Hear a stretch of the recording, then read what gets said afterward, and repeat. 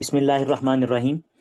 बहुत ही अहम टॉपिक आज हमने डिस्कस करना है। हमारे पास नेफ्रॉन फिजियोलॉजी है, ठीक है। इसमें हम डिस्कस करेंगे तमाम नेफ्रॉन के जो पार्ट हैं हमारे पास, पीसीटी, डीसीटी। तो सबसे पहले हमें पता होना चाहिए कि हमारे पास जो नेफ्रॉन है ना, ये हमारे पास क्या होता है, क्या स्ट्रक्चर है और इसका मेन फंक्शन क्या है। तो this is the functional unit of the kidney, ठीक है। आपके पास ये फंक्शनल यूनिट होगा किडनी का। तो नेफ्रॉन मेनली आपके पास क्या करते हैं कि ब्लड को फिल्टर करते हैं, और ब्लड को फिल्टर करने के बाद आपके पास जो मेन कंटेंट होते हैं, हमारे पास मेन इलेक्ट्रोलाइट होंगे, उनकी एब्जॉर्प्शन करेंगे। मेन इलेक्ट्रोलाइट की अगर हम बात करें तो हमारे पास ब्लड में क्या क्या, ग्लूकोज, ठीक है जी। उसके अलावा हमारे पास बाइकार्बोनेट्स, HCO3। उसके अलावा हमारे पास अमाइनो एसिड, ठीक है जी, सोडियम, वाटर। तो ये तमाम के तमाम जो इलेक्ट्रोलाइट्स हैं ना, इनकी रीअब्जॉर्प्शन होती है, और इनकी रीअब्जॉर्प्शन करवाने के बाद हमारे पास जो वेस्ट प्रोडक्ट होते हैं उनको किडनी से हमारे पास बाहर एक्सक्रीट कर दिया जाता है यूरिन में, ठीक है जी। तो ये मेनली आपके पास फंक्शन होता है किडनी का, और इसमें मेन रोल जो प्ले करते हैं वो हमारे पास नेफ्रॉन होते हैं। तो यहाँ पे मैंने नेफ्रॉन का स्ट्रक्चर जो है वो प्रेजेंट किया हुआ है आपके सामने। सबसे पहले आपके पास जो आपको रेड सर्कल नजर आ रहा है ना, तो रेड सर्कल आपके पास क्या है कि ये वाला जो आपके पास रेड सर्कल है, इसको हम कहते हैं Bowman capsule, BC, Bowman capsule, ठीक है। और यहाँ पे आपके पास एफरंट आर्ट्रियोल्स, जिधर से ब्लड इंटर होता है बोमेन कैप्सूल में, और दूसरे नंबर पे हैं इफरंट आर्ट्रियोल्स, जिधर से आपके पास ब्लड जो है वो लीव करता है। जैसे ही बोमेन कैप्सूल से नेक्स्ट हम इंटर होते हैं तो हमारे पास first part of the nephron, this is called PCT। तो जैसे कि आपके पास ये जो बॉक्स है, स्क्वेयर बॉक्स में मेंशन किया हुआ है PCT का पार्ट। इसके बाद PCT के बाद हमारे पास जो नेक्स्ट पार्ट होता है वो आपके पास होता है डिसेंडिंग लूप ऑफ हेनले, ठीक है जी। ये वाला जो पार्ट है इसको हम कहेंगे descending loop of Henley, DLOH मैंने लिख दिया एब्रीवेट करके। फर्दर आपके पास इसके बाद वाला जो पार्ट होता है आपके पास ब्लू से मेंशन कर देते हैं, तो हमारे पास ये जो पार्ट है इसको हम कहेंगे असेंडिंग लूप ऑफ हेनले, ठीक है। और इसके बाद हमारे पास next, this is called DCT, distal convoluted tubule. और आखिरी जो आपके पास पार्ट होता है इसको हम बोलते हैं कोलेक्टिंग ट्यूब्यूल, ठीक है, या कोलेक्टिंग डक्ट भी कह देते हैं, कोलेक्टिंग डक्ट। तो these are the parts of the nephron. अब ये जो पार्ट्स हैं हमारे पास, ये पार्ट्स डिफरेंट डिफरेंट आपके पास एब्जॉर्प्शन में हेल्पफुल होते हैं। डिफरेंट आपके पास जो इलेक्ट्रोलाइट्स हैं उनकी एब्जॉर्प्शन स्पेसिफिकली स्पेसिफिक पार्ट में होगी, लेकिन मेन आपके पास जो ज्यादा एब्जॉर्प्शन होती है वो आपके पास PCT में होती है। ज्यादा जो इलेक्ट्रोलाइट की एब्जॉर्प्शन होगी वो आपके पास PCT के पार्ट में होगी। तो सबसे पहले हम PCT से शुरू करेंगे। तो PCT से शुरू करने से पहले यहाँ पे हमारे पास होता कुछ इस तरह से है कि ये मैंने डायग्राम आपके सामने प्रेजेंट की हुई है। तो यहाँ पे आपके पास ये जो आपको ये नजर आ रहा है, ये स्ट्रक्चर नजर आ रहे हैं, these are the cells of the PCT, ठीक हो गया। ये प्रोक्सिमल कन्वोलेटेड ट्यूब्यूल के सेल हैं, ठीक है। और आपके पास ये वाला जो एरिया जो कि मैं ग्रीन से मेंशन करूंगा, this is the luminal area of the nephron, ठीक है। ये वो आपके पास एरिया है कि जिधर यूरिन आपके पास प्रेजेंट होता है, ठीक हो गया। तो ल्यूमिनल एरिया भी इसको कह सकते हैं, ल्यूमिनल। और दूसरे नंबर पे हम इसको एपिकल मेम्ब्रेन भी कह सकते हैं, एपिकल मेम्ब्रेन, ठीक है। इसके अपोजिट अगर हम देखें तो हमारे पास PCT का वो आपके पास स्ट्रक्चर या वो आपके पास एरिया जो कि ब्लड के साथ, मतलब कि ये तो ल्यूमिनल एरिया था, और दूसरी साइड पे आपके पास क्या होता है कि ब्लड वेसल होती है, जो कि आपके पास ये आपको ब्लड नजर आ रहा है, ठीक है, बनी हुई है प्रॉपर डायग्राम। तो इसको हम कहेंगे बेजोलेटरल साइड, बेजोलेटरल साइड, ठीक है। तो यहां से आपके पास जो भी PCT, तो ये PCT के सेल मैंने मेंशन किए हुए हैं, तो PCT से आपके पास जो भी रीअब्जॉर्प्शन यहाँ पे होगी, रीअब्जॉर्प्शन होने के लिए आपके पास क्या होता है कि सबसे पहले ग्रेडियंट प्रोवाइड आपके पास होना चाहिए कि या तो आपके पास क्या हो कि higher concentration to lower concentration आपके पास इन्वायरमेंट हो, तो हो सकती है। जैसा कि मैं यहाँ पे एक आपको एग्जाम्पल देता हूँ कि आपके पास यहाँ पे चैनल है, हमने चैनल बना लिए, तो आपके पास यहाँ भी सोडियम है और यहाँ भी सोडियम है, ठीक है। अगर आपके पास इंट्रासेलुलर, अगर PCT के सेल के अंदर जो सोडियम का लेवल कम है और आपके पास ल्यूमिनल एरिया में सोडियम का लेवल ज्यादा है, तो आपके पास without any expenditure of the energy, कोई भी एनर्जी यूज नहीं होगी, और आपके पास अगेंस्ट आपके पास क्या होगा कि हायर कंसंट्रेशन से लो कंसंट्रेशन की तरफ जो होगा वो आपके पास सोल्यूट्स मूव करना शुरू हो जाएंगे। तो एक आपके पास रीअब्जॉर्प्शन का जो फिनोमिना होता है वो ये होता है। अगर आपके पास नेक्स्ट एग्जांपल हम बनाते हैं यहाँ पे कि अगर तो ल्यूमिनल यूरिन में सोडियम ज्यादा है, तो ज्यादा हाई कंसंट्रेशन से लो कंसंट्रेशन की तरफ खुद ब खुद आना शुरू हो जाएगा, क्योंकि सेल में सोडियम ज्यादा था। इसके अलावा आपके पास सेकंड ये एग्जांपल आपके पास किस तरह से रीअब्जॉर्प्शन परफॉर्म होती है, इस तरह से होगी कि अगर आपके पास क्या है कि ल्यूमिनल एरिया में सोडियम का लेवल कम है और आपके पास जो सेल है उसमें सोडियम का लेवल ज्यादा है। तो अगर ऐसी कंडीशन में हमने रीअब्जॉर्प्शन करवानी है तो बॉडी क्या करती है, तो फिर आपके पास क्या होता है कि with the use of ATP, ATP use होगी और एटीपी की मदद से आपके पास लो कंसंट्रेशन से हाई कंसंट्रेशन की तरफ आपके पास क्या होंगे, सोल्यूट्स जो होंगे वो मूव होंगे। ठीक हो गया। तो दूसरी बात ये होगी। इसके अलावा हमारे पास नेक्स्ट ये भी है कि अगर हमने वाटर की रीअब्जॉर्प्शन करवानी होती है तो वाटर की रीअब्जॉर्प्शन के लिए हमारे पास क्या होता है कि चैनल्स होते हैं, ठीक है, जो कि आपके पास इस तरह से दोनों तरफ होंगे। लो डिक्रीज ऑस्मोलैरिटी से, ओस्मोलैरिटी, इधर ओस्मोलैरिटी कम थी तो इस वजह से आपके पास वाटर यहां भी था, और आपके पास अब ये जो वाटर था ये डिक्रीज ओस्मोलैरिटी से उस तरफ जाएगा जिधर ओस्मोलैरिटी ज्यादा है। ओस्मोलैरिटी ज्यादा का मतलब ये है कि आपके पास यहाँ पे अगर ओस्मोलैरिटी कितनी है 50, आपके पास यहाँ पे 50 है, और आपके जो ब्लड है, ब्लड में ओस्मोलैरिटी कितनी है, मैंने कह दिया कि आपके पास 300 है। तो आपके पास ये जो इंक्रीज ओस्मोलैरिटी है, ये जो आपके पास ग्रेडियंट बन रहा है, ये क्या करेगा, ये वाटर को सक करेगा और उसको रीअब्जॉर्ब करवा लेगा। ठीक हो गया। तो मेन मैकेनिज्म इस सब के आपके पास ये जो एग्जांपल मैंने लिखी है, फर्दर आपके पास ये होता है कि जो बेजोलेटरल साइड है, ये मैंने कहा बेजोलेटरल साइड जो कि ब्लड की तरफ होती है, बी से ब्लड और बी से बेजोलेटरल साइड, तो यहाँ पे आपके पास क्या होंगे, सोडियम पोटाशियम एटीपेज चैनल, ये हमेशा से आपके पास बेजोलेटरल साइड के ऊपर आपके पास ये जो चैनल होते हैं वो आपके पास ये एक्टिवेट होते हैं, इनकी एक्टिविटी होती रहती है। With the use of ATP ये क्या करेंगे कि ये सोडियम को सेल से बाहर लेके जाएंगे और इसके बदले में पोटाशियम को सेल के अंदर आपके पास भेज देंगे। अब अगर ये कम चल रहा है तो इसका मेन काम क्या है, अब ये बार बार आपके पास क्या कर रहा है कि सेल के अंदर सोडियम को कम कर रहा है। अब ये क्या कर रहा था, सोडियम को यहां से पकड़ता था और ब्लड में ले जाता था, तो आपके पास पीछे सोडियम कम हो रहा था। तो ये जो आपके पास डिक्रीज सोडियम, सोडियम का जो आपके पास लेवल डिक्रीज हो रहा था बार बार, तो वो आपके पास क्या इसको ग्रेडियंट प्रोवाइड कर रहा था, लो कंसंट्रेशन प्रोवाइड कर रहा था ताकि हाई कंसंट्रेशन से लो कंसंट्रेशन की तरफ सोडियम आए। तो आपके पास ये सारी की सारी एक्टिविटी जो होती है ये आपके पास हो रही होती है नॉर्मली आपके पास जो रीअब्जॉर्प्शन में हेल्पफुल है। ठीक है, ये था बेसिक मैकेनिज्म। अब हम आते हैं स्पेसिफिक की तरफ कि आपके पास स्पेसिफिकली अगर हम पीसीटी की बात करें तो पीसीटी के ऊपर आपके पास कौन कौन से ट्रांसपोर्टर होते हैं और वो मेनली आपके पास क्या क्या सोल्यूट्स रीअब्जॉर्ब करने के लिए रिस्पॉन्सिबल होते हैं। ठीक है, तो यहाँ पे हम शुरू कर लेते हैं। आपके पास पीसीटी की अगर हम बात करें प्रोक्सिमल कन्वोलेटेड ट्यूब्यूल में, तो हमारे पास 100% ग्लूकोज और आपके पास दूसरे नंबर पे अमाइनो एसिड। 100% ग्लूकोज की रीअब्जॉर्प्शन होगी और 100% अमाइनो एसिड की रीअब्जॉर्प्शन होती है पीसीटी से। इसके अलावा आपके पास 67% आपके पास बाकी जो फ्लूइड्स होते हैं जैसे कि हमारे पास वाटर, ठीक है, उसके अलावा सोडियम, NaCl, ठीक है, पोटाशियम, तो ये जो आपके पास फ्लूइड होते हैं इनकी जो रीअब्जॉर्प्शन होती है वो 67% होती है। बात करने का मकसद ये है कि अगर ग्लूकोज फिल्टर हो के पीसीटी के पास आएगा तो जितना आएगा वो सारे का सारा आपके पास रीअब्जॉर्ब हो जाएगा, जितना अमाइनो एसिड आएगा वो सारे का सारा आपके पास क्या होगा, रीअब्जॉर्ब हो जाएगा। ठीक हो गया। तो ये थी मेन आपके पास इसकी बेसिक्स। अब हम यहाँ पे ट्रांसपोर्टर बना लेते हैं। तो आपके पास को ट्रांसपोर्टर होते हैं तीन सोल्यूट्स के लिए, मेनली तीन आपके पास जो सोल्यूट्स हैं उनके लिए को ट्रांसपोर्टर होते हैं, एक ग्लूकोज, अमाइनो एसिड और तीसरे नंबर पे फॉस्फेट। तो यहाँ पे हम लिख देते हैं हमारे पास पहला ट्रांसपोर्टर हमने बना लिया, दूसरा बना लिया और तीसरा हमारे पास को ट्रांसपोर्टर हमने बना लिया। तो को ट्रांसपोर्टर का क्या मतलब है कि आपके पास दो सोल्यूट्स इकट्ठे आपके पास सेल के अंदर जा रहे थे। अब सोडियम और प्लस इसके साथ क्या होगा, ग्लूकोज, ठीक है, सोडियम और प्लस ग्लूकोज। ठीक है जी, ये आपके पास आ रहा है। इसके अलावा नेक्स्ट जो ट्रांसपोर्टर है इसमें भी ऐसा ही होगा, को ट्रांसपोर्टर है सोडियम और साथ इसके अमाइनो एसिड, इसकी रीअब्जॉर्प्शन हो रही होगी। तीसरे नंबर पे आपके पास क्या होता है कि सोडियम, इसको दूसरे कलर से बनाते हैं, सोडियम और प्लस आपके पास फॉस्फेट।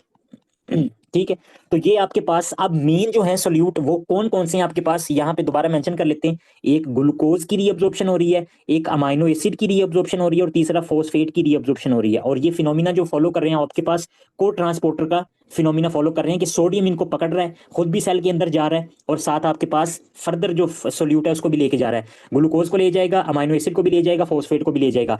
क्यों ऐसा हो रहा है कि आपके पास ये जो सोल्यूट हैं ये आपके पास क्यों सेल के अंदर जा रहे हैं, तो इनकी एक्टिविटी के लिए आपके पास मेनली रिस्पॉन्सिबल होता है, जैसे मैंने शुरू में लिखा, आपके पास बेजोलेटरल साइड पे क्या होगा, सोडियम पोटाशियम एटीपेज। ठीक है, जो कि आपके पास क्या करेगा, सोडियम को ब्लड में फेंकेगा और पोटाशियम को सेल में फेंकेगा with the utilisation of ATP. अब अगर आपके पास ये सेल से सोडियम को पकड़ के बार बार ब्लड में फेंक रहा है तो आपके पास सोडियम का लेवल जो है वो सेल में कम हो रहा है। तो यही डिक्रीज लेवल ऑफ सोडियम ये क्या कर रहा है, ये तीनों आपके पास ये जो को ट्रांसपोर्टर हैं उनकी एक्टिविटी के लिए हेल्पफुल है। सोडियम कम हो रहा है इसी वजह से ग्लूकोज सेल के अंदर आ रहा है, ठीक है, सोडियम की मदद से। सोडियम सेल में कम हो रहा है इसी वजह से सोडियम आपके पास अमाइनो एसिड को पकड़ के साथ लेके आ रहा है और फिर आपके पास सोडियम की एक्टिविटी सेल में आपके पास इसकी अमाउंट कम थी, तो इसी वजह से ये आपके पास फॉस्फेट को सेल के अंदर लेके आएगा। ठीक हो गया। तो ये सारे के सारे आपके पास जो मैकेनिज्म हैं ये पीसीटी में हो रहे होते हैं।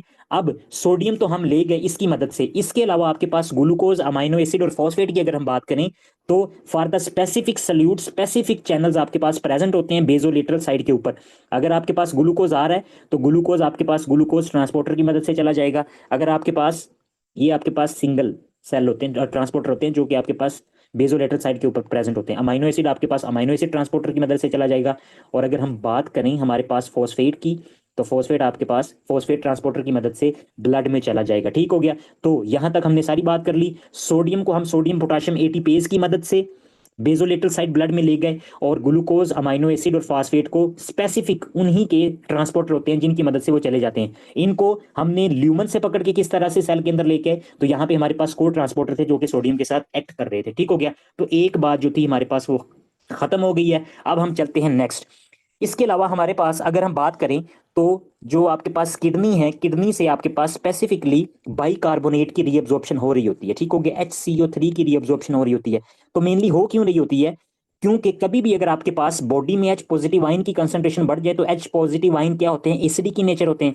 अगर ये एसिडिक की नेचर है तो इसका मतलब ये है कि अगर H पॉजिटिव आयन बॉडी में बढ़ रहे हैं तो ये बॉडी की पीएच को डिक्रीज कर देंगे। अगर बॉडी की पीएच डिक्रीज हो जाएगी तो बॉडी में जितने भी इंजाइम होते हैं ना वो स्पेसिफिक पीएच पे एक्ट कर रहे होते हैं, काम कर रहे होते हैं, वर्क कर रहे होते हैं। अगर हमारे पास पीएच डिक्रीज होगी तो उनकी डीनेचरिंग होना शुरू हो जाएगी, वो अपना काम करना छोड़ देंगे। तो इस पीएच को और इस H पॉजिटिव आयन को मेंटेन रखने के लिए किडनी बार बार आपके पास बाइकार्बोनेट की रीअब्जॉर्प्शन कर रही होती है, ताकि buffering act like a buffer, ताकि आपके पास बॉडी में जो पीएच है वो मेंटेन रह सके। ठीक हो गया। तो ये जो बाइकार्बोनेट है ये हमारे पास किस तरह से इनकी रीअब्जॉर्प्शन होती है किडनी से, तो यहाँ पे हम देखते हैं हमारे पास होता कुछ इस तरह से कि पीसीटी पे प्रोक्सिमल कन्वोल्यूटेड ट्यूब्यूल पे आपके पास सोडियम हाइड्रोजन एंटीपोटर होते हैं। ठीक हो गया। जो क्या करेंगे कि आपके पास सोडियम की रीअब्जॉर्प्शन करते हैं। ठीक हो गया। सेल के अंदर आएंगी और इसके आपके पास मुकाबले में क्या होगा कि H पॉजिटिव आयन आपके पास ये पीसीटी के सेल से ल्यूमन में चला जाएगा। तो एंटीपोटर इनको बोलते हैं, सोडियम हाइड्रोजन एंटीपोटर। अब अगर सोडियम हाइड्रोजन एंटीपोटर है तो ये सोडियम हाइड्रोजन एंटीपोटर का मेन काम क्या होता है? अब जैसे कि हमारे पास हमने क्या कहा कि सोडियम भी था, आपके पास ग्लूकोज भी था ल्यूमन में, ठीक है, यूरिन में। उसके अलावा हमारे पास क्या था? अमाइनो एसिड भी था। इसके अलावा हमने कह दिया कि फॉस्फेट भी था। इसी तरह से अगर ये सारे सॉल्यूट्स थे तो बाइकार्बोनेट्स जो होता है वो भी आपके पास यूरिन में प्रेजेंट होता है। तो इस बाइकार्बोनेट की रीअब्जॉर्प्शन के लिए हमारे पास जो चैनल वर्क कर रहा होता है तो वो आपके पास होता है सोडियम हाइड्रोजन एंटीपोटर। ये वर्क कैसे करेगा? वर्क ऐसे करेगा कि हमारे पास सोडियम तो चला जाएगा आपके पास, ठीक है। इसके अलावा ये जो H पॉजिटिव आयन आया, ये H पॉजिटिव आयन इस बाइकार्बोनेट के साथ आपके पास कंबाइन हो जाएगा, HCO3 प्लस H पॉजिटिव, ठीक है। जब ये कंबाइन हो जाएगा तो ये बन जाएगा कार्बोनिक एसिड H2CO3। ठीक हो गया। और यहाँ पे जो आपके पास इंजाइम एक्ट करता है उसको बोलते हैं कार्बोनिक एनहाइड्रेज। कार्बोनिक एनहाइड्रेज ने बाइकार्बोनेट यहाँ से आया और H पॉजिटिव आयन यहाँ से आया, ये दोनों आपस में अटैच हुए, ठीक है। मिलने से इनके ऊपर एक इंजाइम ने एक्टिविटी की जिसको हम बोलते हैं कार्बोनिक एनहाइड्रेज, और इसने इसको बदल दिया कार्बोनिक एसिड में। और ये आपके पास जो कार्बोनिक एसिड, ये जो मॉलिक्यूल होता है ना H2CO3, ये आपके पास स्टेबल नहीं होता। अगर ये स्टेबल नहीं होता तो इसका ये मतलब है कि ये आपके पास डिसोसिएट हो जाएगा फौरी तौर पे, फौरी तौर पे डिसोसिएट हो जाएगा, ये स्प्लिट हो जाएगा, और स्प्लिट होकर आपके पास कन्वर्ट हो जाता है H2O प्लस CO2 में, ठीक है। तो CO2 आपके पास नॉन पोलर आपके पास सोल्यूट होता है। तो जब अगर ये आपके पास नॉन पोलर है तो ये इजीली मेम्ब्रेन को क्रॉस कर जाएगा विदाउट एनी ट्रांसपोर्टर, और ये सेल के अंदर आ जाता है। जब ये सेल के अंदर आ जाता है तो सेल में प्रेजेंट वाटर को ये पकड़ता है और इसकी मदद से दोबारा से ये क्या बना देगा? ये बना देगा आपके पास H2CO3। ठीक हो गया। और यहाँ पे जो आपके पास जब भी कार्बोनिक एसिड बनेगा तो इंजाइम कौन सा यूटिलाइज होगा? Carbonic anhydrase.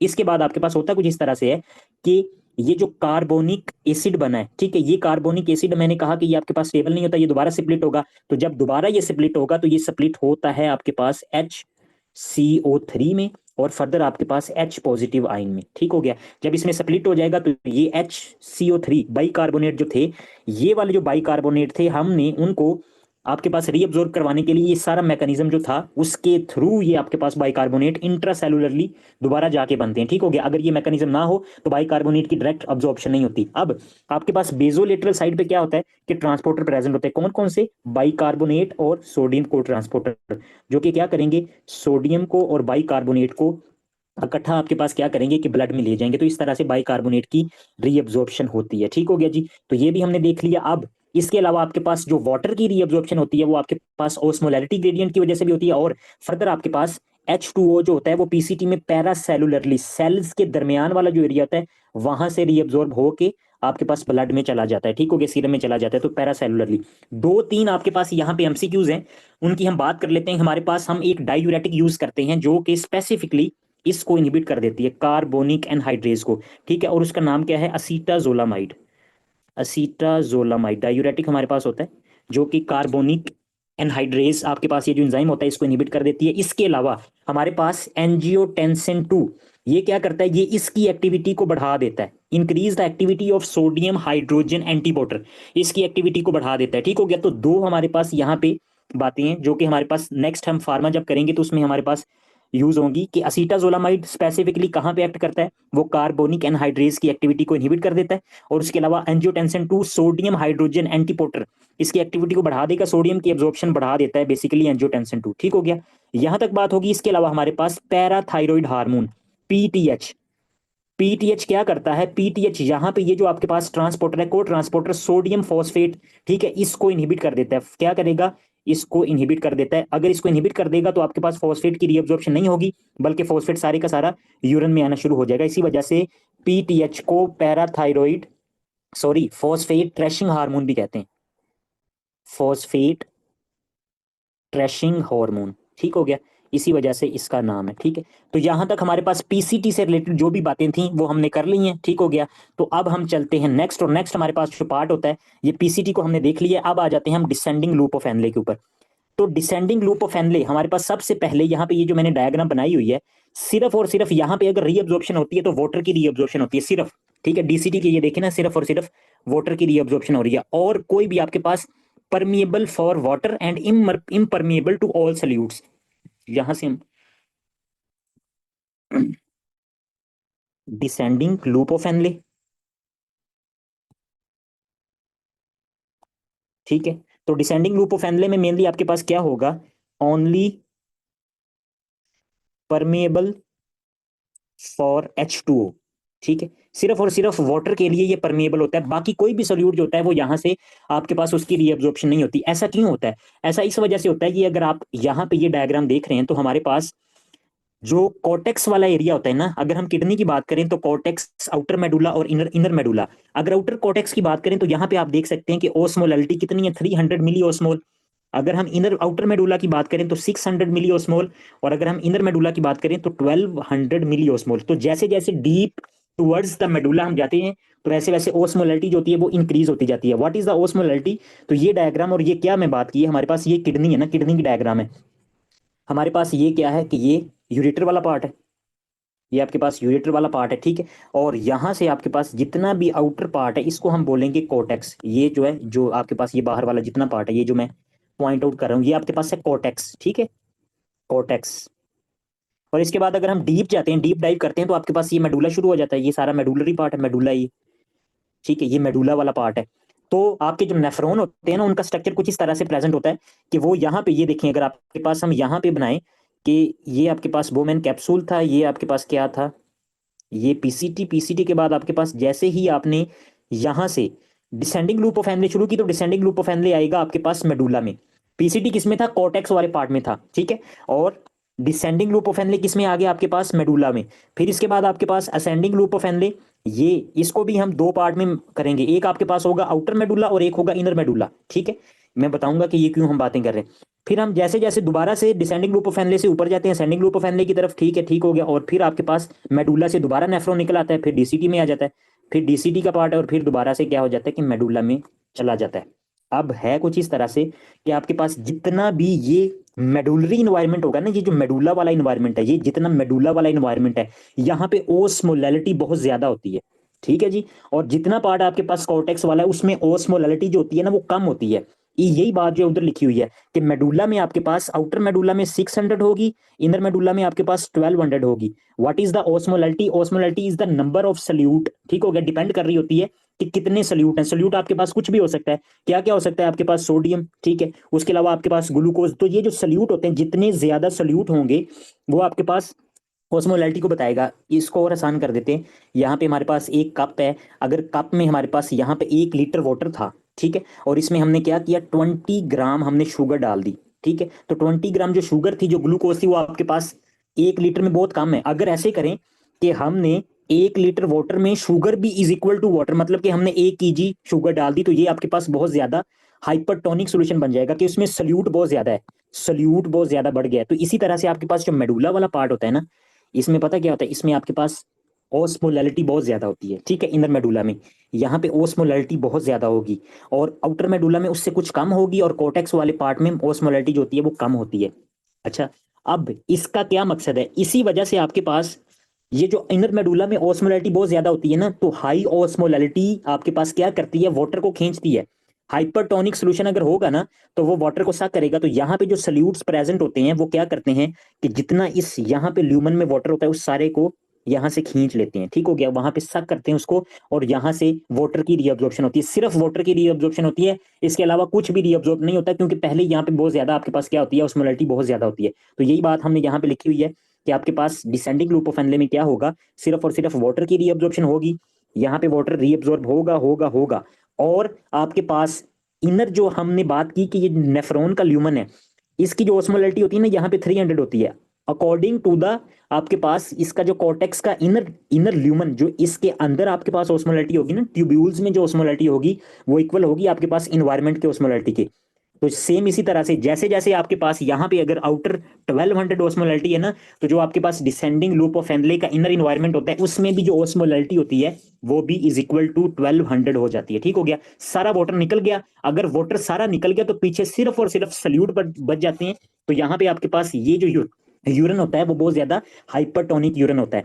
इसी तरह से आपके पास यहाँ से जाता जाता जाता फिर दोबारा से जब असेंडिंग में जाता है, ये डिसेंडिंग पार्ट था, तो इसके बाद दोबारा से क्या शुरू हो गया, thick ascending loop of Henle. तो असेंडिंग लूप ऑफ एनले आपके पास ये जो था, ये तो था परमिएबल, परमिएबल फॉर वाटर।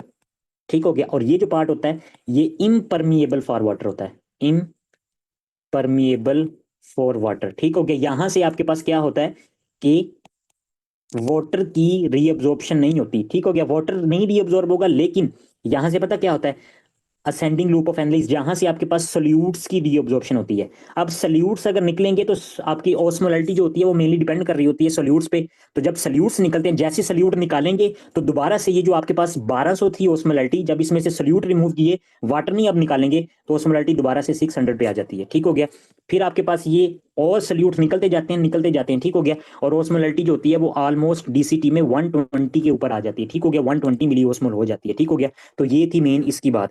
अब यहाँ पे ये देखें, आपके पास मैंने ये डायग्राम आपके पास जो रखी है, तो ये जो एरियाज उन्होंने बताए हुए हैं कि परमिएबल एरिया, ठीक है, किसके लिए, वाटर के लिए। तो ये वाटर की परमेबिलिटी और इनपरमेबिलिटी को शो कर रहे हैं। आपके पास जो फर्स्ट पार्ट होता है पीसीटी, ठीक है, ये आपके पास क्या होता है कि परमिएबल फॉर वाटर है। ठीक हो गया, और उसके अलावा ये descending loop of Henle, this is also permeable for water. इसके बाद जब हम जाते हैं असेंडिंग की तरफ और डीसीटी, तो ये दोनों के दोनों जो है वो इम्परमिएबल फॉर वाटर, यहां से वाटर नहीं निकलता, वाटर नहीं निकलता, सिर्फ और सिर्फ वाटर इम्परमिएबल होते हैं, बाकी सल्यूट्स जो होते हैं ना, उनकी रीअब्जॉर्प्शन होती है। और ये जो डीसीटी वाला सॉरी एंड वाला आपके पास कोलेक्टिंग ट्यूब्यूल वाला ये जो पार्ट होता है ना, ये आपके पास वेरिएबल होता है। अगर तो एडीएच ज्यादा काम कर रहे हैं तो ये ज्यादा वाटर को रीअब्जॉर्ब करेगा। तो ये मैं आगे जाके आपको बताता हूँ। ठीक हो गया, यहाँ पे जब आएंगे हम, तो इसको हम दोबारा से देख लेंगे। ठीक हो गया, तो ये थी इसकी बात। अब हमारे पास यहाँ पे ये देखिए, हमारे पास डायग्राम दोबारा से कि कॉर्टेक्स में आपके पास पीसीटी में 300 है, उसके बाद आउटर मेडुला और इनर मेडुला में आपके पास क्या हुआ कि यहाँ पे ओस्मोलैरिटी बहुत ज्यादा थी, 1200 मिली ओस्मोल थी। तो इसने क्या किया, सारे वाटर को सक कर लिया, और अब ल्यूमन के अंदर भी 1200 हो गई है, is equal to the environment, जितनी बाहर होगी उतनी उसके अंदर हो जाएगी। और फिर इसके बाद दोबारा से जब हम ऊपर जाते हैं, ऊपर जाते जाते जब हम असेंडिंग लूप ऑफ एनले में आते हैं, तो यहां से वाटर नहीं निकलता, यहां से सिर्फ और सिर्फ क्या होता है कि सोडियम क्लोराइड की रीअब्जॉर्प्शन होती है। जब सोडियम क्लोराइड निकलेगा तो आपके पास क्या होगा कि ओस्मोलैरिटी जो होगी वो कम होना शुरू हो जाएगी। और जब आपके पास डिसेंडिंग के एंड पे जाता है, जो ट्यूबलिन आपके पास यूरिन की यूरिन होता है, वो आपके पास उसकी जो ओस्मोलैरिटी होती है वो 120 पे दोबारा आ जाती है। ठीक हो गया, तो ये वो मोस्ट इंपॉर्टेंट आपके पास ये जो इंपॉर्टेंट पार्ट जो था ना, वो ये था, आपको ये पता होना चाहिए, डिसेंडिंग लूप ऑफ एनले जो है ये आपके पास permeable for H2O and impermeable for sodium. ठीक हो गया, और परमिएबल फॉर सोडियम, के सोडियम की आपके पास परमेबिलिटी यहाँ पे नहीं होती, सिर्फ और सिर्फ वाटर की परमेबिलिटी होती है। ठीक हो गया, तो यहाँ तक बात हो गई है। अब हम बात कर लेते हैं कि हमारे पास thick ascending loop of Henle की।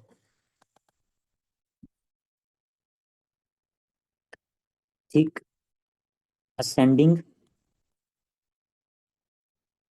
Loop of Henley.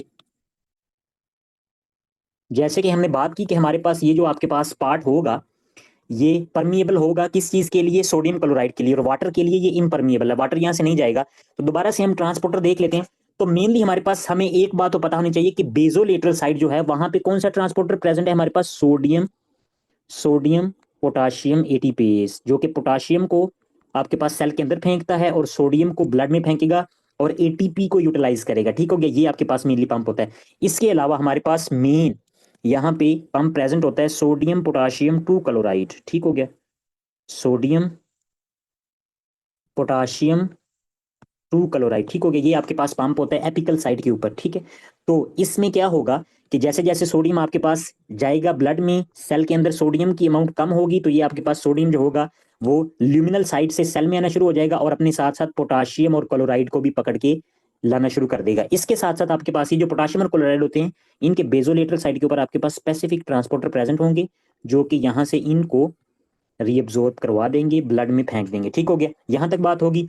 फर्दर इसके अलावा हमारे पास एक और यहाँ पे चीज ये है कि यहाँ से आपके पास कैल्शियम और मैग्नीशियम की भी रीअब्जॉर्प्शन होती है।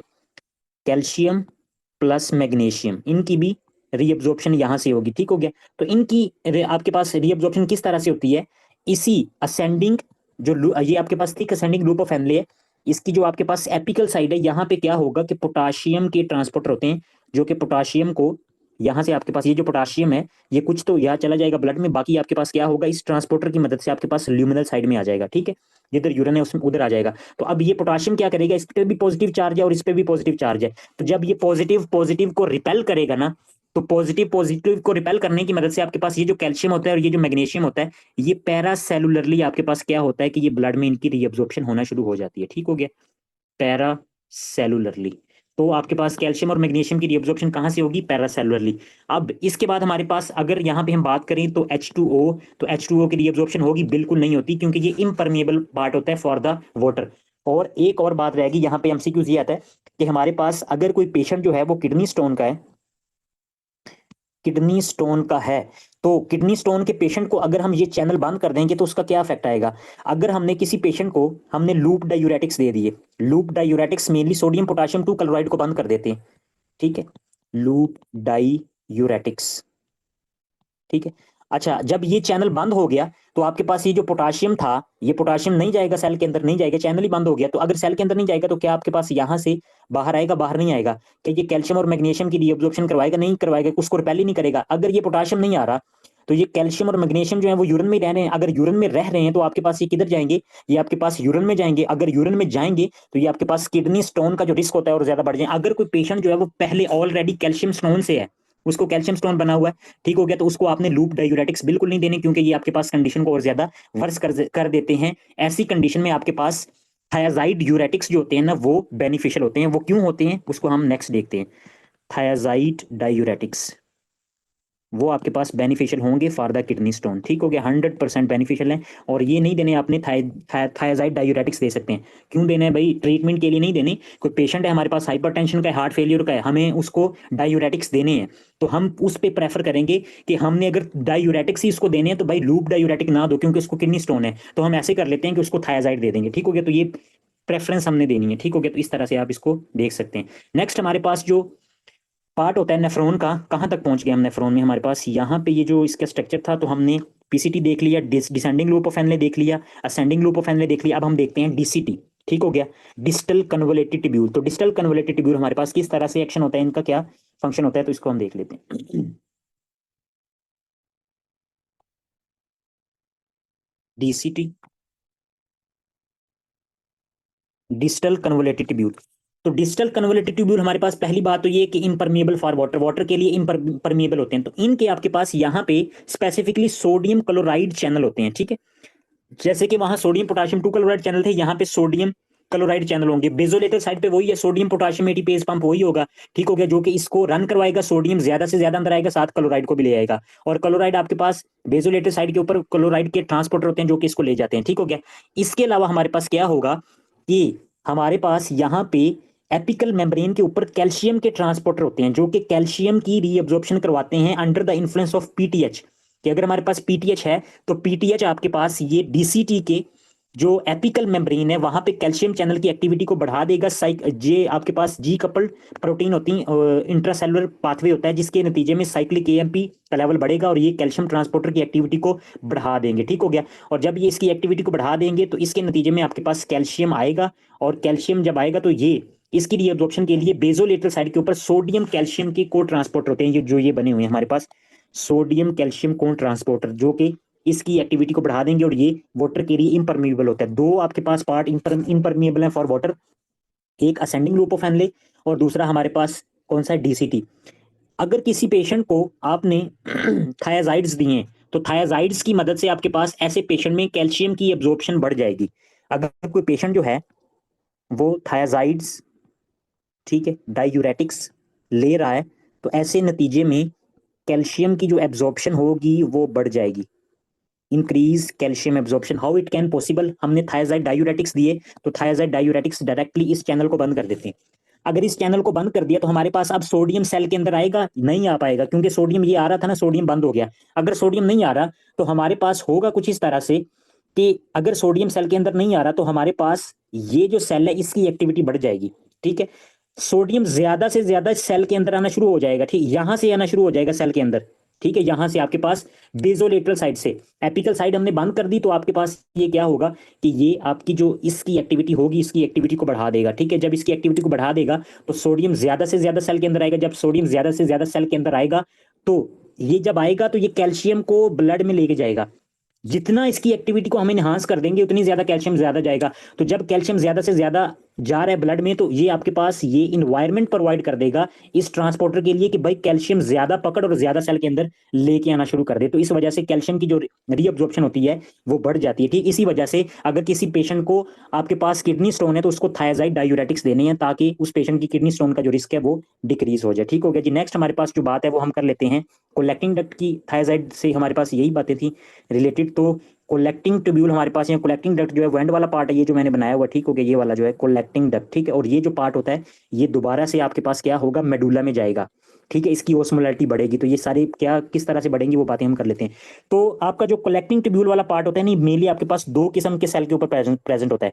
इसमें प्रिंसिपल सेल भी होते हैं और अल्फा इंटरकलेटेड सेल भी होते हैं। ठीक है, और प्रिंसिपल सेल के ऊपर जैसे सेम हमने कहा कि ब्लड की तरफ आपके पास कौन से ट्रांसपोर्टर होंगे, सोडियम पोटाशियम एटीपेज, जो कि क्या करेंगे कि आपके पास सोडियम को ब्लड में लेके जाएंगे और उसके नतीजे में पोटाशियम को सेल में फेंकेंगे और एटीपी को यूज करेंगे। ये तो बात होगी यहां तक। इसके बाद हमारे पास इसके अलावा एल्डोस्टीरोन, ठीक है, इनेक्स चैनल और एल्डोस्टीरोन भी आपके पास यहीं पे आके एक्ट करता है। इनेक्स चैनल आपके पास यहाँ पे प्रेजेंट होते हैं, एपिथेलियल सोडियम चैनल, इनको इनेक्स चैनल बोला जाता है। ई से एपिथेलियल सोडियम चैनल्स। इनेक्स चैनल क्या करते हैं कि ल्यूमिनल साइड से सोडियम को पकड़ते हैं और सेल के अंदर आपके पास फेंक देते हैं। और इसके अलावा आपके पास यहाँ पे पोटाशियम चैनल्स भी होते हैं जो कि पोटाशियम को आपके पास क्या करते हैं कि यूरिन में बेचते हैं। ब्लड के अपोजिट साइड जो यूरिन वाली होती है ना, तो ये सारा काम यहाँ पे हो रहा होता है। अगर हम बात करें इंटरकलेटेड सेल की तो ये भी कलेक्टिंग डक्ट पे प्रेजेंट होते हैं और यहाँ पे आपके पास क्या होता है, हाइड्रोजन पंप प्रेजेंट होते हैं। With the use of ATP ये एच पॉजिटिव आयन को बॉडी से बाहर निकालते रहते हैं। अब यहाँ पे दो हार्मोन एक्ट करते हैं। सबसे पहले आपके पास यहाँ पे एल्डोस्टीरोन, एल्डोस्टीरोन इसी पे आपके पास आके एक्ट करेगा। ठीक है, और दूसरे नंबर पे आपके पास ADH, anti diuretic hormone. Aldosterone आपके पास कब कब रिलीज होता है, जब बॉडी में एंजियोटेंसिन 2 का लेवल इंक्रीज होता है या आपके पास पोटाशियम का लेवल बढ़ जाएगा। तो ये क्या है, स्टिमुलस है फॉर द एल्डोस्टीरोन। और एडीएच की स्टिमुलस क्या है, एडीएच की स्टिमुलस है आपके पास इंक्रीज ऑस्मोलैरिटी। ओस्मोलैरिटी, अगर आपके पास फ्लूइड की ओस्मोलैरिटी बढ़ गई है बॉडी में तो ये एडीएच को रिलीज करवाएगी फर्दर। इसके अलावा आपके पास अगर फ्लूइड लॉस हो गया, बॉडी में बहुत ज्यादा जो वाटर है उस वो लॉस हो चुका है, तो ये भी एडीएच को रिलीज करवाएगा। अब एल्डोस्टीरोन की पहले बात करेंगे फिर हम एडीएच की बात करेंगे। तो एल्डोस्टीरोन आपके पास यहाँ पे हमने कहा कि ये एल्डोस्टीरोन है। एल्डोस्टीरोन अपने रिसेप्टर के ऊपर आके लगेगा और ये आपके पास इंट्रासेलुलरली स्पेसिफिकली सिग्नल ऐसे करेगा कि ये स्पेसिफिक प्रोटीन की आपके पास प्रोडक्शन को बढ़ा देगा। ये जो ट्रांसपोर्टर होते हैं ना, ये प्रोटीन इन नेचर होते हैं। तो अगर इनकी प्रोटीन की आपके पास प्रोडक्शन को बढ़ा देगा, ठीक है, तो कौन कौन सी प्रोटीन बढ़ेंगी, ई नेक्स्ट चैनल बढ़ जाएंगे। उसके अलावा आपके पास ये पोटाशियम चैनल बढ़ जाएंगे। उसके अलावा आपके पास ये हाइड्रोजन पंप जो होंगे ये बढ़ जाएंगे। उसके अलावा आपके पास ये सोडियम पोटाशियम एटीपेज जो पंप हैं ये बढ़ जाएंगे। अगर ये सारे बढ़ जाएंगे ये बढ़ जाएंगे, मतलब है कि अगर ये 1 था ना तो आपके पास ये अब क्या हो जाएंगे, ये 10 हो जाएंगे। अगर 10 थे तो 20, अगर 20 थे तो 40। ठीक हो गया। तो ये सोडियम पोटेशियम एटीपीज पंप अगर बढ़े तो ज्यादा से ज्यादा सोडियम ब्लड में जा रहा है, ज्यादा से ज्यादा पोटेशियम सेल में आ रहा है। अगर ये ज्यादा एक्टिविटी बढ़ गई है तो सोडियम सेल में कम हो रहा है, तो अगर सोडियम सेल में कम हो रहा है तो ये ज्यादा से ज्यादा इनेक चैनल अपनी एक्टिविटी करेंगे और सोडियम को ल्यूमन से पकड़ के आपके पास सेल में डालेंगे और ये सेल से आगे भेजता जाएगा। तो इस तरह से आपके पास मेनली सोडियम की रीअब्जॉर्प्शन को बढ़ा देते हैं, सोडियम की reabsorption increase due to the activity of aldosterone. अब हम बात कर लेते हैं सोडियम के अलावा पोटाशियम की। तो अगर पोटाशियम आपके पास यहां से ज्यादा एक्टिविटी हो रही है सोडियम पोटाशियम एटीपेज की, तो पोटाशियम ज्यादा से ज्यादा सेल से बाहर निकलना शुरू हो जाएगा, ज्यादा यूरिन में जाना शुरू हो जाएगा, पोटाशियम ज्यादा एक्सक्रीट होता रहता है। ठीक हो गया। तो हाइपोकैलीमिया की कंडीशन हो जाएगी, हाइपोकैलीमिया। हाइपो का मतलब है कम, कैलीमिया पोटाशियम का लेवल इन ब्लड, के ब्लड में जो पोटाशियम का लेवल है वो आपके पास डिक्रीज हो गया due to the increase activity of aldosterone. और तीसरे नंबर पे आपके पास ये जो सेल होते हैं इनकी भी एक्टिविटी बढ़ जाती है, ये जो ट्रांसपोर्टर होते हैं, तो एच पॉजिटिव आयन भी बॉडी से बाहर जाना शुरू हो जाएंगे। ठीक हो गया। तो अगर एच पॉजिटिव बाहर जा रहे हैं तो ये क्या होते हैं कि आपके पास एसिड होता है, एच पॉजिटिव एसिड होता है। तो अगर एसिड बॉडी से बाहर जा रहा है तो अल्कालोसिस, और आपके पास अगर किडनी की वजह से हो रही है तो मेटाबॉलिक, मेटाबॉलिक अल्कलोसिस। ठीक हो गया। तो इसी वजह से आपके पास ये क्या होगी, मेटाबॉलिक अल्कलोसिस कंडीशन हो जाती है अगर एल्डोस्टेरोन जो होता है वो उसकी अपनी एक्टिविटी को बढ़ा देता है। अब फर्दर यहां पे ये है कि आपके पास हाइपोकैलीमिया से रिलेटेड एक और बात है कि कोई भी अगर आप डायूरेटिक्स ले रहे हैं तो डायूरेटिक्स आपके पास हाइपोकैलीमिया काज करवा सकते हैं। ये अक्सर एमसीक्यूज आता है, why diuretics can cause hypokalaemia. क्योंकि हमने कहा कि आपके पास यहाँ पे डायूरेटिक्स जो है दो किस्म के हैं। एक हमने कहा कि लूप डायूरेटिक्स हैं जो कि sodium potassium ATPase, sodium potassium sorry sorry sorry sodium potassium 2 chloride channel को बंद कर रहे हैं। और दूसरे हमारे पास कौन से हैं, हमारे पास थायजाइड जो कि सोडियम क्लोराइड, इन इसको बंद कर रहे हैं। तो ये दोनों सोडियम को कहाँ भेज रहे हैं, आगे भेज रहे हैं। ठीक हो गया। ये भी आगे भेज रहा है और ये भी आगे भेज रहा है, सोडियम को आगे भेज रहा है। अगर ये सोडियम को आगे भेज रहे हैं तो आगे कलेक्टिंग ट्यूब्यूल है, तो जितना सोडियम आगे जाएगा, पता नेफ्रॉन का क्या काम होता है, उसका ये काम होता है कि भाई सोडियम जितना भी बच के मेरे पास आया ना, सारे को मैंने रिटेक करना है, मैंने पकड़ना है। तो सारा सोडियम जो होता है वो जब आता है तो ई नेक चैनल की एक्टिविटी बढ़ जाती है, तो ई नेक चैनल से सोडियम जो होता है वो ज्यादा से ज्यादा रीअब्जॉर्प्शन होना शुरू हो जाती है। तो जब ई नेक चैनल ज्यादा एक्टिविटी करेंगे तो इसके नतीजे में पोटाशियम चैनल दोबारा से एक्टिवेट हो जाएंगे, ये एक्टिवेट होगा, ये खुद ब खुद एक्टिवेट होगा, तो ये पोटाशियम ज्यादा से ज्यादा यूरिन में जाना शुरू हो जाता है। इसी वजह से डायूरेटिक्स जो होते हैं वो हाइपोकलीमिया काज करवा सकते हैं और मेटाबॉलिक अल्कलोसिस भी। नहीं, मेनली आपके पास हाइपोकलीमिया से रिलेटेड है। ठीक हो गया। मेटाबॉलिक अल्कलोसिस हमेशा तब होगा जब एल्डोस्टेरोन की एक्टिविटी जो होगी वो बढ़ेगी। ठीक हो गया। अब ये हमने एल्डोस्टेरोन की बात कर ली। एडीएच क्या करता है, एडीएच के लिए हमारे पास यहाँ पे हम बना लेते हैं एडीएच। तो एडीएच, एडीएच नहीं बनाते, एडीएच तो पहले बना हुआ है हमारे पास। यहाँ पे रिसेप्टर होते हैं स्पेसिफिक एडीएच के लिए जिनको हम बोलते हैं V2। ठीक है। तो ये एडीएच जो होगा ये इस V2 रिसेप्टर पे आके लगेगा। जब ये V2 रिसेप्टर पे आके लगता है तो हमारे पास ये भी वही काम करेगा कि ये डीएनए से प्रोटीन की फॉर्मेशन को बढ़ा देगा। कौन कौन सी आपके पास, V2 प्रोटीन। ठीक है। और ये रिस्पॉन्सिबल होती हैं for the reabsorption of water, कि ये वाटर की रीअब्जॉर्प्शन के लिए एक्वापोरन चैनल्स होते हैं। मेनली V2 जो होते हैं ना, एक्वापोरन, सॉरी सॉरी एक्वापोरन, ये V2 रिसेप्टर है। ये दोबारा से करेक्शन कर लें इसकी, V2 रिसेप्टर है। और आपके पास ये जो आपकी ये ट्रांसपोर्टर प्रोटीन है इसका नाम है एक्वापोरन 2, एक्वापोरन 2, AQ2। ठीक है। और एक्वापोरन 2 आपके पास ल्यूमिनल साइड से वाटर को पकड़ेगी और इसके अलावा आपके पास यहाँ पे बेजोलेटरल साइड के ऊपर एक्वापोरन 3, AQ3, और आपके पास AQ4, एक्वापोरन 4 बन जाते हैं। ये वाटर को ल्यूमन से पकड़ के सेल में लाएगी और सेल से आपके पास ब्लड में एक्वापोरन 3 और एक्वापोरन 4 की मदद से जाना शुरू हो जाएगा। ठीक हो गया। तो एडीएच की एक्टिविटी ऐसी होती है। इसके अलावा हमारे पास मेन ये काम है एडीएच का कि एडीएच यूरिया की रीअब्जॉर्प्शन को बढ़ा देता है, यूरिया। ठीक हो गया। जो यूरिया होता है ना, बेसिकली आपके पास लीवर से ये मेटाबोलाइज होता है, लीवर से मेटाबोलाइज होने के बाद ये आपके पास यूरिन में आ जाता है। ठीक है। और ये मेनली क्यों जरूरी है आपके पास, क्योंकि हमने ओस्मोलैलिटी को मेंटेन रखना है, for the maintenance of the, for the maintenance of the osmolality. तो ओस्मोलैलिटी में मेन रोल प्ले करता है आपके पास यूरिया। अगर यूरिया ना होगा तो आपके पास जो ओस्मोलैलिटी है ये मेंटेन नहीं होगी। अगर ये ओस्मोलैलिटी मेंटेन नहीं होगी तो ये ओस्मोलैलिटी इस वाटर की रीअब्जॉर्प्शन के लिए रिस्पॉन्सिबल थी। यहां से आपके पास जो वाटर की रीअब्जॉर्प्शन होती थी ना, वाटर निकालते थे हम, तो ये ओस्मोलैलिटी की मदद से निकालते थे, तो उसको निकाला जाता था हाई ओस्मोलर ग्रेडियंट की वजह से। ठीक हो गया। तो इसके अलावा आपके पास क्या करता है कि यूरिया की रीअब्जॉर्प्शन करता है। तो यहाँ पे अगर आप लोग देख सकते हैं तो हमारे पास क्या हुआ कि एक तो इसने H2O की रीअब्जॉर्प्शन की, ADH ने, permeable to H2O, not permeable to urea. कौन से सेल हैं आपके पास यहाँ पे? जो प्रिंसिपल सेल्स हैं, ठीक है। अगर इंटरकलेटेड सेल की हम बात करें तो permeable to H2O and permeable to urea, दो किस्म के सेल थे ना, एक प्रिंसिपल सेल थे, एक इंटरकलेटेड सेल थे। तो ये जो आपके पास एक्टिविटी होती है under the influence of ADH, ADH he water को रीअब्जॉर्ब करवाता है, ADH ही आपके पास यूरिया को रीअब्जॉर्ब करवाता है। और यूरिया जब रीअब्जॉर्ब होगा तो रीअब्जॉर्ब होने के बाद आपके पास दोबारा से यहाँ से ये दोबारा से डिसेंडिंग लूप ऑफ एनले से दोबारा इंटर होके दोबारा से रीसाइकिल होके दोबारा से आपके पास यहाँ आएगा, यहाँ से फिर रीअब्जॉर्ब होगा। रीअब्जॉर्ब इस वजह से होगा ताकि सिर्फ और सिर्फ ओस्मोलैलिटी को मेंटेन कर सके, ताकि यहाँ पे वाटर की रीअब्जॉर्प्शन की जाए। दोबारा दोबारा आपके पास ये सर्कल जो होता है वो घूमता रहता है, ठीक हो गया। तो ये थी आपके पास कलेक्टिंग ट्यूब्यूल की बात। अब हम बात करें अगर यहाँ पे सोडियम की, ठीक हो गया। तो सोडियम की जो रीअब्जॉर्प्शन होती है ना, वो 67% जो सोडियम होता है वो पीसीटी से रीअब्जॉर्ब हो जाता है, ठीक हो गया। इसके अलावा हमने देखा यहाँ पे डिसेंडिंग लूप ऑफ एनले से कोई सोडियम रीअब्जॉर्ब हुआ था? बिल्कुल नहीं हुआ था। फिर आपके पास ascending loop of Henle, ascending loop of Henle से 25% सोडियम की रीअब्जॉर्प्शन होती है, 5% जो होता है वो डीसीटी से रीअब्जॉर्ब होगा, और इसके अलावा आपके पास 3% जो होता है वो आपके पास कलेक्टिंग ट्यूब्यूल, जो कलेक्टिंग डक्ट है, वहां पे जाके उसकी रीअब्जॉर्प्शन होती है। अगर हमने क्या किया, अब हमारे पास अब यहाँ पे आप देखें कि सोडियम की रीअब्जॉर्प्शन कितनी हो रही है, 67% यहाँ पे है, ठीक है। और 67 और 3 कितना हो गया, 70, 25 और 5 30, तो 70 और प्लस 30 100%। अगर हमने लूप डायूरेटिक्स दिए हैं तो यहाँ पे सोडियम की रीअब्जॉर्प्शन को बंद कर दिया, यहाँ पे 25% हुई नहीं, यहाँ पे 5% हुई नहीं, तो कलेक्टिंग डक्ट को अब सारा काम करना पड़ेगा। इसी वजह से कलेक्टिंग डक्ट जितना सोडियम बच के यहाँ आ जाता है ना, उस सारे को रीअब्जॉर्ब करता है, तो इसकी वजह से हाइपोकलीमिया हो जाता है, ठीक है। तो ये था सोडियम की रीअब्जॉर्प्शन। अब हम देखते हैं वाटर की रीअब्जॉर्प्शन। तो वाटर आपके पास 67% जो होता है वो पीसीटी से रीअब्जॉर्ब होता है, 15% जो होता है वो डिसेंडिंग लूप ऑफ एनले से, यहाँ पे 0% है इम्परमिएबल होते हैं असेंडिंग और डीसीटी, और इसके बाद 8 to 17% जो होता है वो आपके पास उसकी रीअब्जॉर्प्शन जो होती है वो कलेक्टिंग ट्यूब्यूल से होती है, ठीक हो गया जी। तो ये था आज का हमारा टॉपिक।